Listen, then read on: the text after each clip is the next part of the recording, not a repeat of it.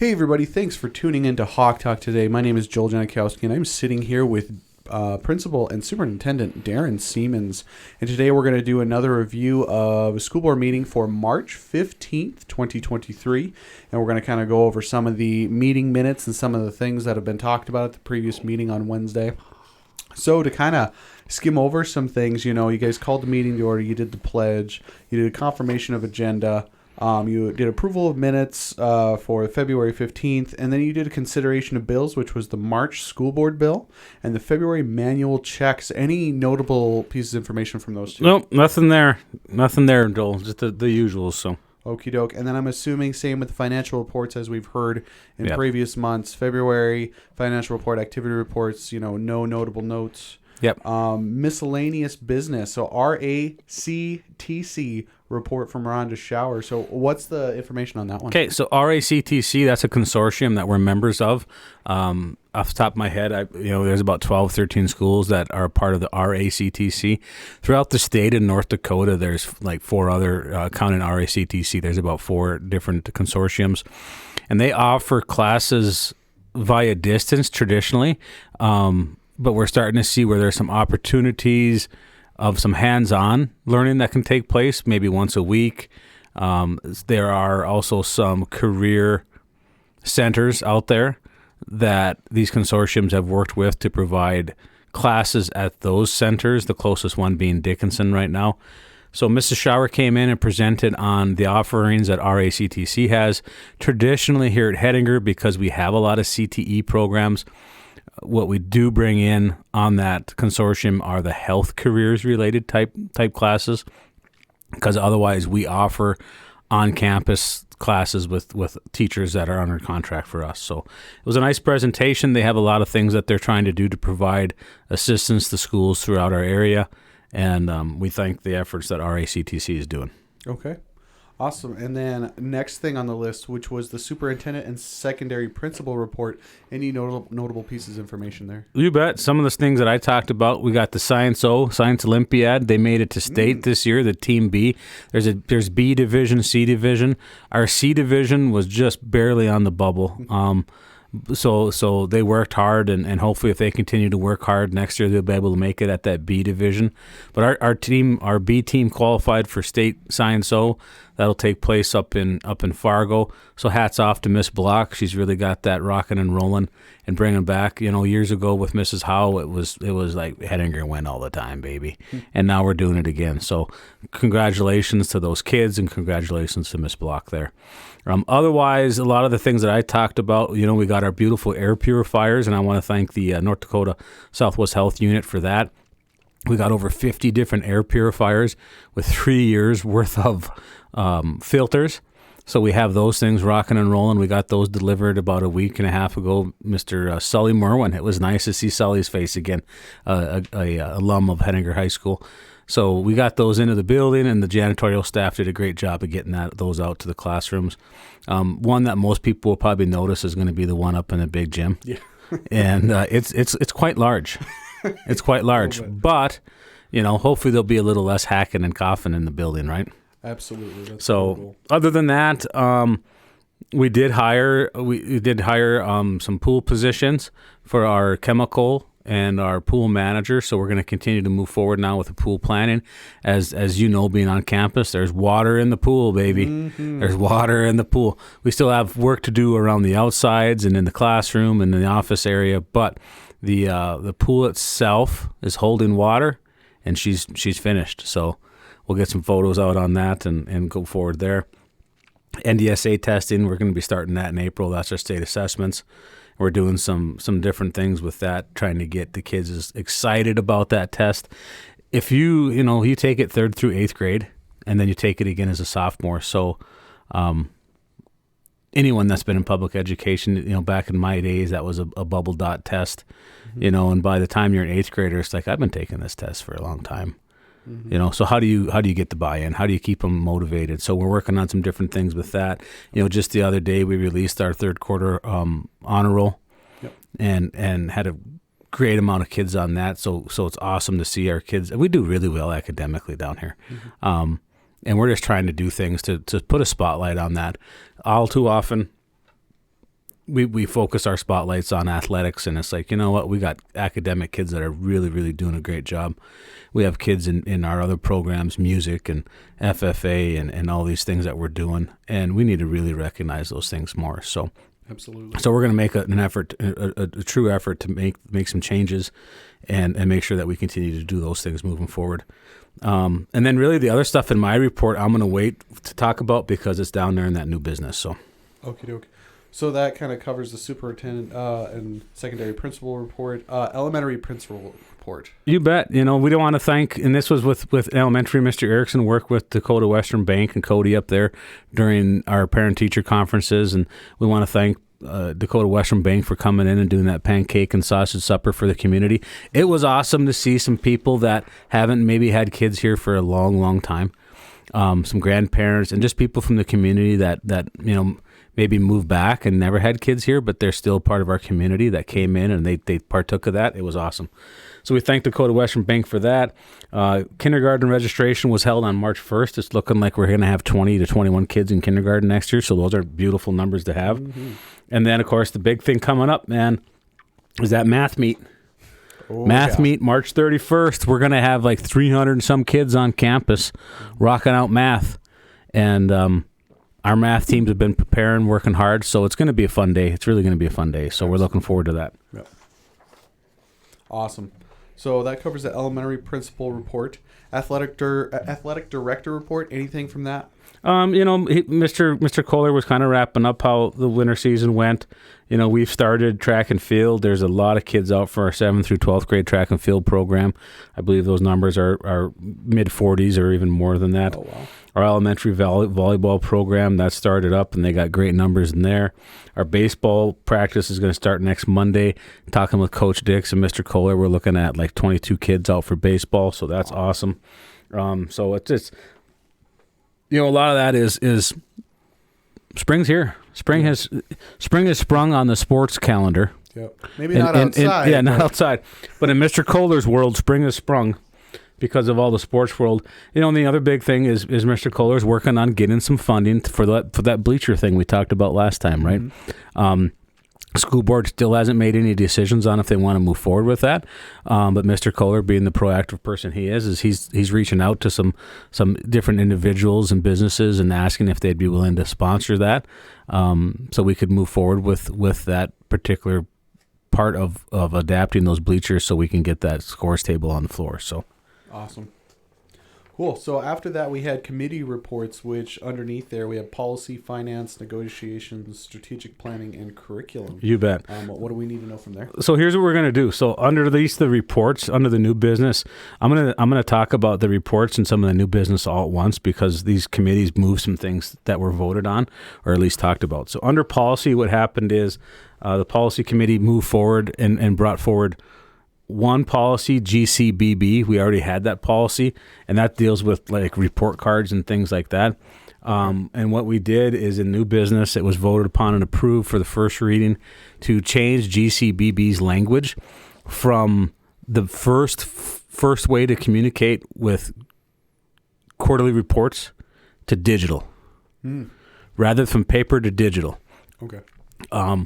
So we're going to move to that platform because that's kind of where the 21st century is going. And then we also put in there wording that upon request, a paper copy can be picked up at the office. Oh, okay.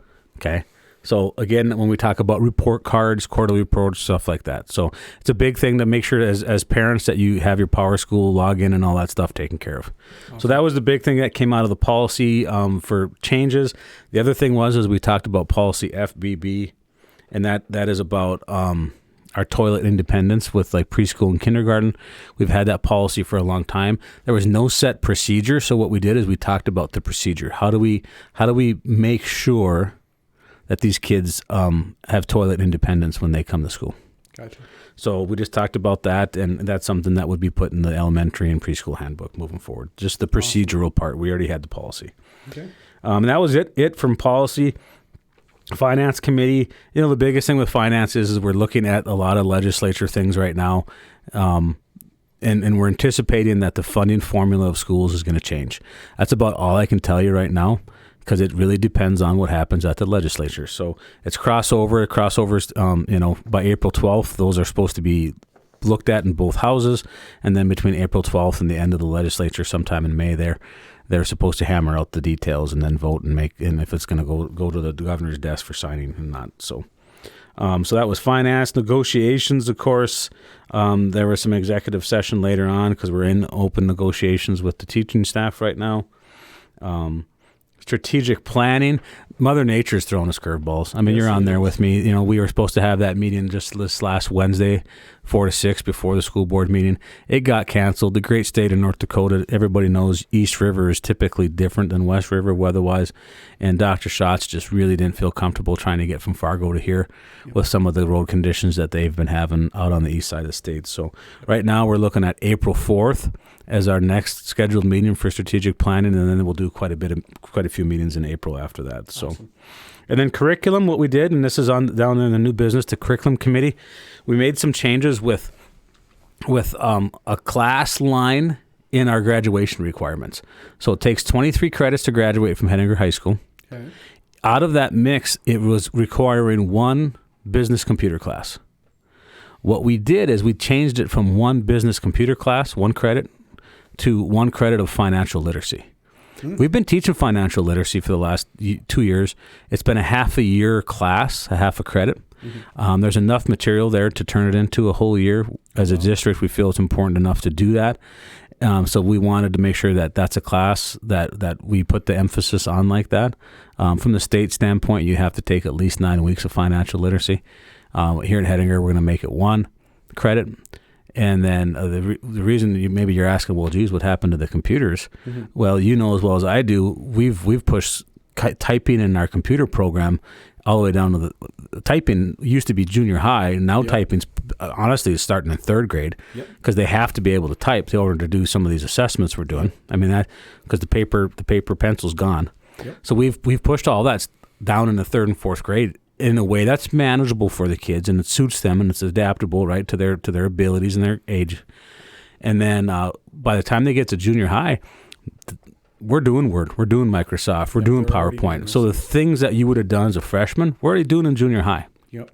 Absolutely. So way to burn out a kid on computers, right? When they get to high school, it's like, really, I got to do more of this again. And it's like, well, no, let's not do that. We're teaching them what we want to make sure they know. And let's give them just a whole different business elective to choose from. So absolutely. And what a great opportunity for those kids to have more financial knowledge as totally they get out of school. So and there are some other things the curriculum committee's looking at, trying to provide some more guided study hall situations. All right, so it is around 1:00. We had to quick pause that last portion of that podcast. We had to take a break for this and that and do some other things. Take a break. We had a little bit of a park board meeting kind of a deal. So So now we're going to finish the rest of this. So we finished with committee reports, the curriculum committee report. Now we're on to unfinished business. The Eng Tech update. Darin, where are we at with the Eng Tech update? Eng Tech update. I really don't know what to tell you on that one, Joel. The reality of it is that the pool is moving forward.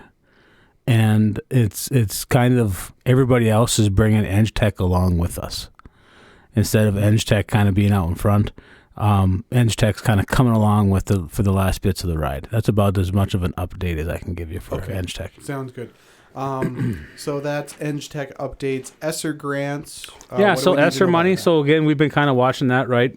Mm-hmm. So the good news is in one chamber of our legislature, they have voted on a bill that would push back the reserve dates that we've kind of talked about before to the year 2027, which is nice because it allows us to sit on that money and make some good decisions that are going to make a positive impact for years to come rather than being forced to spend money by a sooner deadline that maybe would create some wasteful spending, right?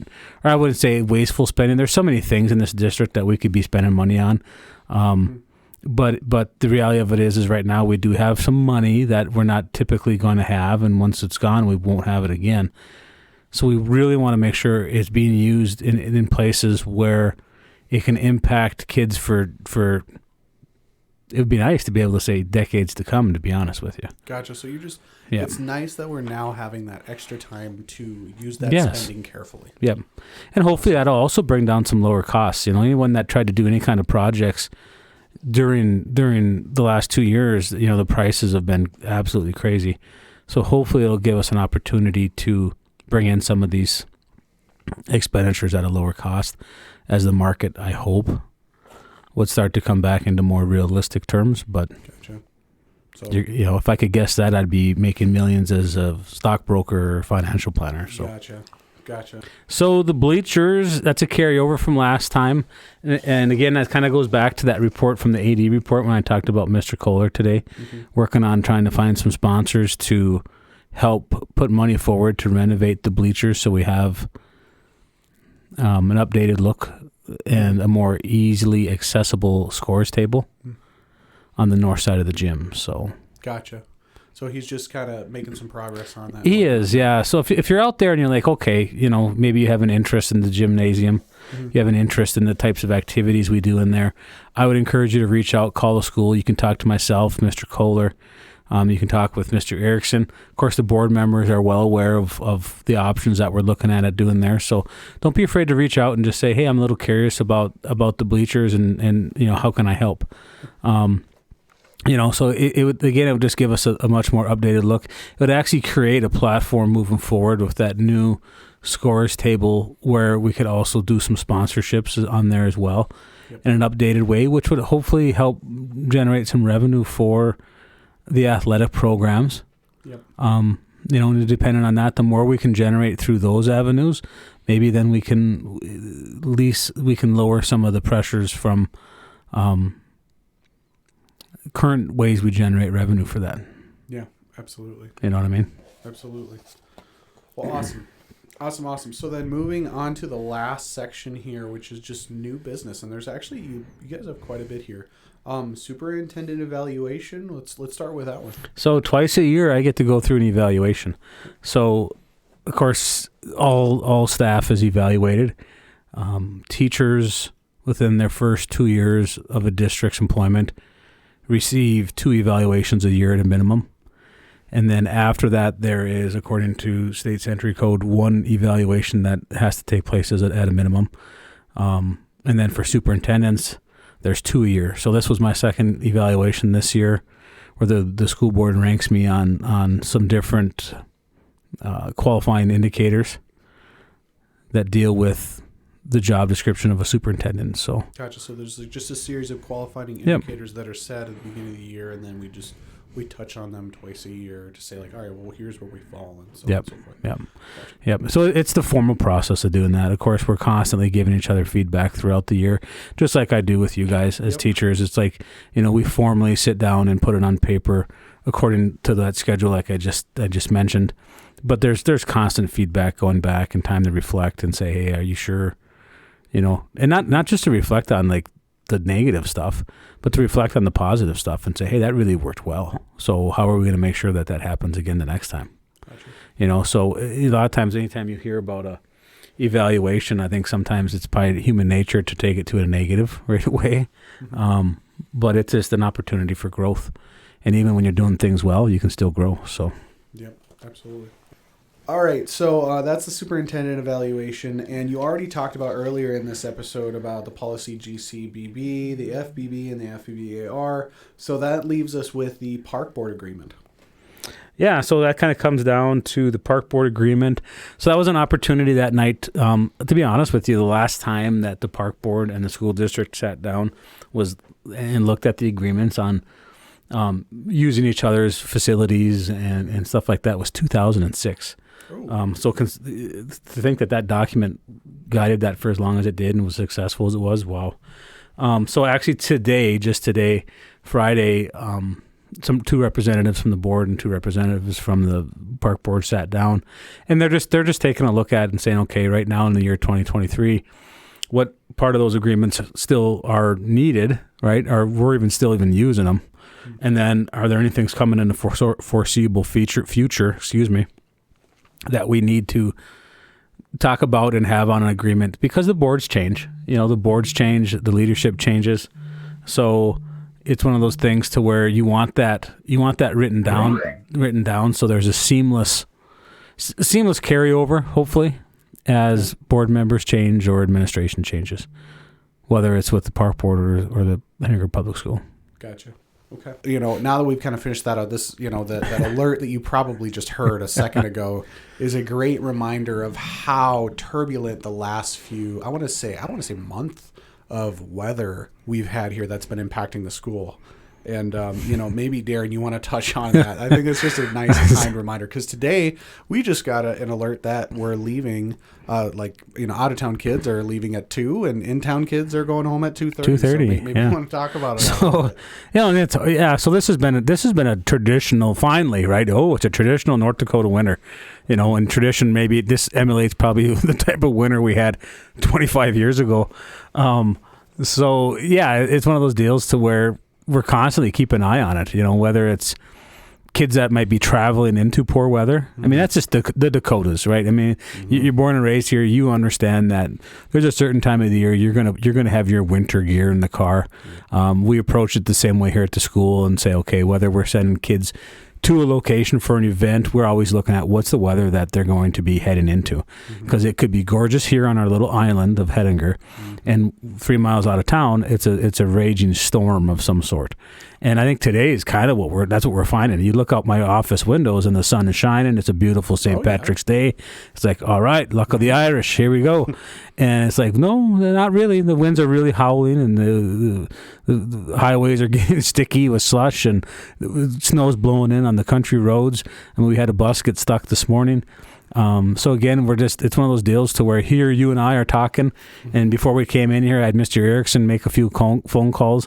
I was on the phone, God bless him, with Josh Anderson with the county. He's been great to work with out there, and constantly, I mean, there's times we're talking at 3 a.m. in the morning about road conditions, and it's great to have the help we have here. I can put Mr. Erickson on some phone calls and say, hey, this is where I'm looking. If the bus drivers feel the same way, then let's move forward with it. So, today's a situation where here we are making some changes. And oh yeah, absolutely. And we've been doing. I personally feel a really good job of trying to hang on as best we can, because I know during the blizzard that we had in December, that cut us a week. That robbed us of a lot of our hours, but yet we're still trying to keep things going, so that way we're not adding extra days. So it is. It's like we have an educational goal that we want to reach, right? I mean, we want to make sure we're doing our due diligence as much as possible. The problem is traditionally where we live, of course, it's going to be the winters that always throw in the snag, and it's nice to where, oh, great, the school's out, it's 3:23, we met our educational goals. Well, then we're sitting here on pins and needles until we got the buses back, because it's like we have kids that are, the buses aren't getting back home till 5:30, and it's the same thing in the morning. It's like sometimes sending bus drivers out into the dark when you don't know what the roads are like, it's you're setting them up for failure. Yeah. And that failure could be catastrophic. More than just getting stuck. I mean, in the back of my mind, I've been here long enough where I remember, I was here when the bus accident took place up by New England. So those things always have an impact, even though it was years and years ago. Those things are in your mind with every decision we make. And ultimately, at the end of the day, we're all not only responsible for the educational needs of the kids, but the safety of the kids to get back home after the day is done and to get to school in the morning. So hence the reason why we have late starts and why we have no school days and sometimes early releases like today. So absolutely, just making those decisions what best for the kids. Yep. So when you heard that alert, that's a lot of what that was about. So just kind of finishing things up, we only got 3 more items left. Yep. Behavioral health specialist. So this is something. I'm proud of the discussions that have taken place with this. So this is a possible position that Hettinger School District and 2 other school districts have been working on for over a year.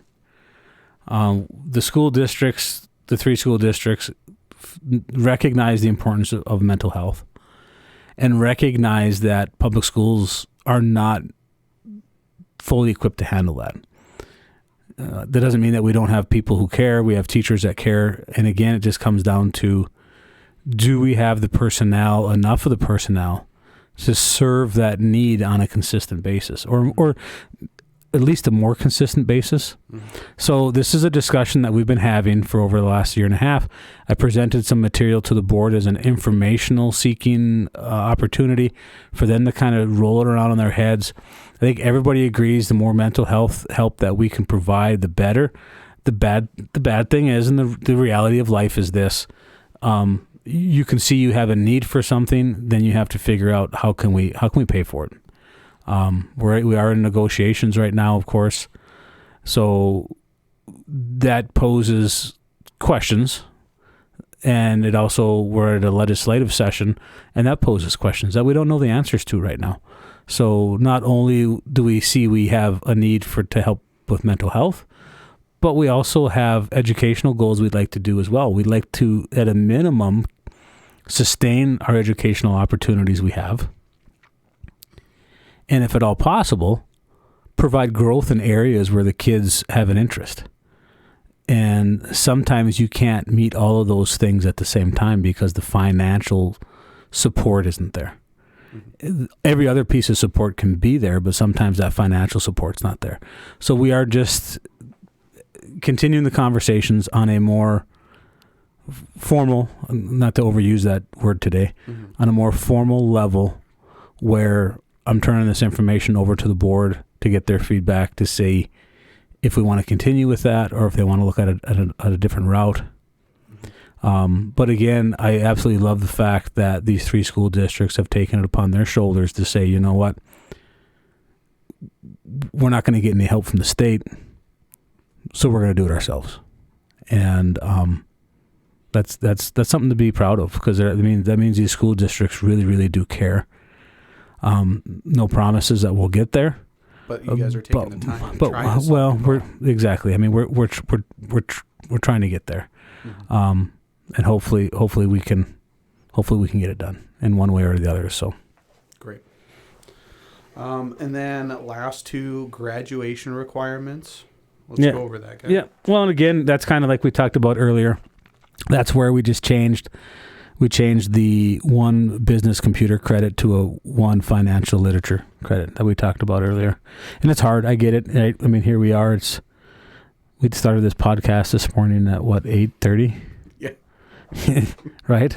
Yeah. And now it's 1:15, 1 whatever. Yeah. And it's like, oh, hold on. Did we talk about that or didn't we? Yeah, we talked about that. A little bit backtracking. Yeah. But that's okay. Yep. Awesome. And then the executive session with legal authority of NDCC 440419 negotiation strategy. You bet. So again, that's like I said last time, we are in negotiations. So that's going to be on every one of these. So that way the school board negotiators can use that to share negotiation items with the board.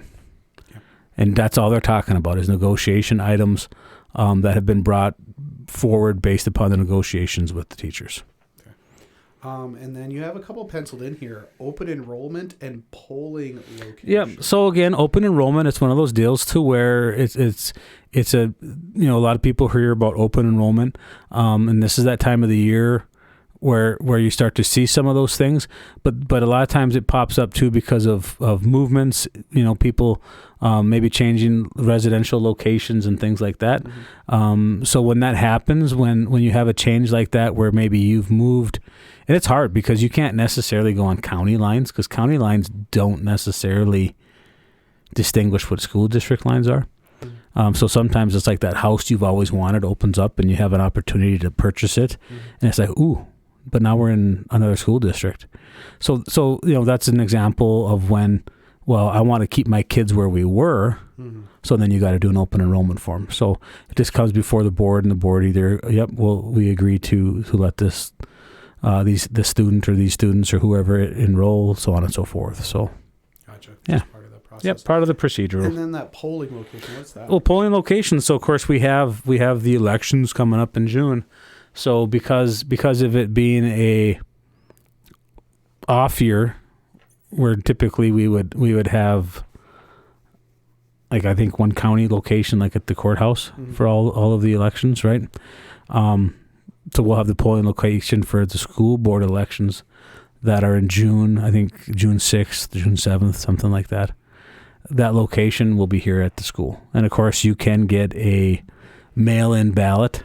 Okay. So all that information will be in the newspaper, and I'm sure Mrs. Ebert will put it on Facebook as well. So it's just designating. Again, it's a procedural thing. You have to designate the polling location and the times that polling location will be open. Just making sure those things are covered. Yeah. Gotcha. Okay, well, that pretty much covers it for the March 15th, 2023 school board meeting summary and review. Our next regular school board meeting is going to be April 19th, 2023 at 6 p.m. here at the school. And Darin, I want to thank you again for coming in and spending some time and kind of reviewing over this and you bet. Getting all this information out there. Just one last thing I do want to say with these, with the intent of these quick podcast is to share some information. It's just one more way to get information out there. We'll continue to try to do things with Nolan down at TTO. Sometimes it just doesn't work in as quick a fashion as this because we're able to do this here in school. Mm-hmm. But the intent of this is not to take the place of the opportunity to come to a school board meeting. Our school board meetings are open to the public. And I say that because this, if you have questions on anything we discussed during these podcasts, please call the school. Mm-hmm. And honestly, that should be your first call anyway, rather than going to a board member or something like that. Call the school, and then that way we can get you, if you have particular information that deals with another entity of the building, whether it's or the campus or the staff, whether it's an athletic question that Mr. Kohler is more apt and needs to answer, we can get you to that. Rather than asking this person who then has to ask this person who has to ask this, it almost turns into the telephone game. It's best to go directly to the person in charge of that department if it's a department question. Things of that nature. So this intent is not to have you call school board members for everything because, again, these are things that people are hired to do. Mm-hmm. And ultimately, those are the people that you should be calling and asking the questions of. So it's just a reminder, if you have questions during this, please call or stop in. If you're going to stop in, it's always better to call ahead of time, though, because we do have schedules and we are running all amok. And I sometimes I don't like not being able to meet with people, but when there's other meetings and there's other things I need to do, or Mr. Erickson or Mr. Kohler or yourself, prior engagements that are part of our job, it's hard to continually drop those too. So again, call and please, and feel free to set up a time to meet with us. And honestly, the better advantage of that too is giving you a notification ahead of time. You're going to be able to have more headspace, and you're going to be able to give your best self to that person. Correct. Questions. Be able to be there completely for them and have time dedicated for them instead of trying to slip it in. That way, you can attend to whatever issue or question 100%. Well, that's just it. If you're going to take time out of your day to come up here and spend some time with us to talk about the school, I want to be able to give you some answers. And if I don't know why you're coming, my answer might be, I don't know, I'll have to look into that. So that means you may have to come back again. And to be honest with you, I have found in moments of those types of situations that I didn't know that were coming, that's going to be my answer, because I'm not going to answer things necessarily spur of the moment that I'm not 100% sure of. So, absolutely. So again, like you said, it's always nice to set that up and, give an idea of what are we going to be talking about. Absolutely. So that way we can take care of issues and we can take care of concerns and address things if needed. Totally. So totally. Absolutely. So, and like I say, always, if there's ideas you have out there, anyone listening in the community, if you don't have to have a kid in school to care about our school, right? Absolutely. So if you got ideas on things and something we talk about sparks some imagination in you, reach out. Mm-hmm. Reach out. And that's ultimately one of the biggest things that I want to try to accomplish is the community being involved in our school. And it's not just parents community. It is the Hettinger community that needs to be involved. And we got the mini chamber thing tonight going on, right? Yeah. So it'd be nice. If people have ideas, they can share that. We got the Waddington brothers coming in and doing a concert tonight. So again, if there's things that we can do to help your organization, let us know, because if we can, we're going to try. Oh yeah. Or if there's things that you feel you can do to help us and what we're trying to do up here and with educating the kids and provide safety for the kids and that, by all means, let us know, because you may be thinking of something that we didn't even realize was a possibility. So absolutely, yeah. Awesome. Well, thank you very much, Darin, and I want to thank you for coming down here and sharing all that with us. Also, to the listener, thanks for tuning in to Hawk Talk. You can listen to Hawk Talk anywhere you listen to your podcasts, and have a great day.